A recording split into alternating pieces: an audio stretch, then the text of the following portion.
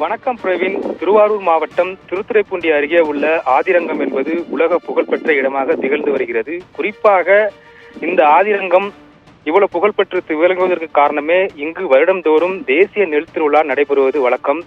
கடந்த சில ஆண்டுகளாக இந்த தேசிய நெல் திருவிழாவை மறைந்த நெல் ஜெயராமன் நடத்தி வந்த நிலையில் அதனைத் தொடர்ந்து கடந்த 4 வருடமாக இந்த நெல் திருவிழாவை மீண்டும் மறைந்த நெல் ஜெயராமன் பாரம்பரிய நெல் பாதுகாப்பு மையத்தின் ஒருங்கிணைப்பாளர் ராஜு மற்றும் அவர்களது குழுவின் சார்பாக தொடர்ந்து நடத்தப்பட்டு வருகிறது. அதன் ஒரு பகுதியாக திருவாரூர் மாவட்டம் திருத்துறைப்பூண்டி தனியார் மண்டபத்தில் இந்த தேசிய நெல் விழா காலை துவங்கியது. முன்னதாக நம்மாழ்வார் மற்றும் நெல் ஜெயராமனின் புகைப்படம் மாட்டு வண்டியில் பொருத்தப்பட்டு காய்கறிகளால் அலங்கப்பட்டு அந்த ஊர்வலம் உழவர் சந்தையிலிருந்து துவங்கி தனியார் மண்டபம் வரை நடைபெற்றது.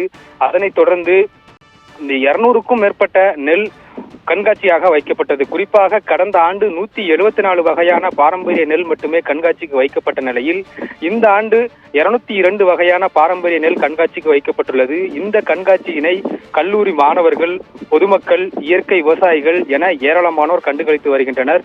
குறிப்பாக இந்த நெல் திருவிழாவின் முக்கிய நோக்கமாக இருந்து வருவது என்னவென்றால், உலகம் முழுவதும் நஞ்சில்லா உணவை கொண்டு செல்ல வேண்டும் என்பதே இந்த தேசிய நெல் திருவிழாவின் முக்கிய நோக்கமாக இருந்து வருகிறது.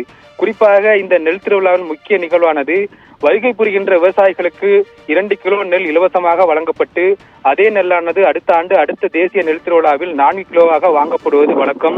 அதேபோல் இந்த தேசிய நெல் திருவிழாவிலும் விவசாயிகளுக்கு சுமார் 30 வகையான நெல் இலவசமாக வழங்கப்பட்டது. இதில் மாப்பிள்ளை செம்பா, காட்டு யானம், சீரக செம்பா, கிச்சிரி செம்பா உள்ளிட்ட பல்வேறு வகையான நெல் விவசாயிகளுக்கு 2 கிலோ வீதம் வழங்கப்பட்டது. மேலும் இந்த நிகழ்ச்சிக்கு இந்த வருடம் பார்த்தீங்கன்னா நடிகர் சிவகார்த்திகேயன் சிறப்பு அழைப்பாளராக அழைக்கப்பட்டு அவருக்கு விவசாயிகளின் தோழன் என்ற விருதும் வழங்கப்பட்டது.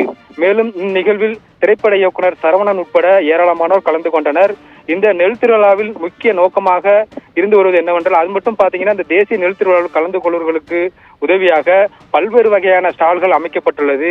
அதில் விதைகளை காப்போம் அமைப்பு உள்ளிட்ட பல்வேறு வகையான அமைப்புகள் செயல்பட்டு பல்வேறு ஸ்டால்களை வைத்து பொதுமக்களின் கண்காட்சிக்கு வைத்துள்ளனர்.